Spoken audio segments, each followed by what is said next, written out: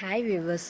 தாய்ப்பால் அதிகம் சுரக்க சில வழிமுறைகள். பிறந்த குழந்தைகளுக்கு குறைந்தது 6 மாதம் முதல் அதிகபட்சம் 2 வயது வரை தாய்ப்பால் கொடுப்பதினால் குழந்தைகள் ஆரோக்கியமாக வளர்கின்றன. தாய்ப்பால் பற்றாக்குறையின் காரணமாக 6 மாதத்திற்கு உள்ளராகவே தாய்ப்பால் நிறுத்த வேண்டிய சூழ்நிலைக்கு தாய்மார்கள் தள்ளப்படுகின்றார்கள். இதிலிருந்து வெளிவர சில வழிமுறைகள்.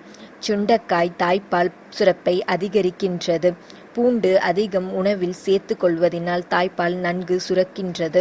முருங்கைக்கீரையை வாரம் 3 நாள் சாப்பிட்டு வர தாய்ப்பால் நன்கு சுரக்கும். சொரா புட்டு சாப்பிட்டால் தாய்ப்பால் நன்கு சுரக்கும்.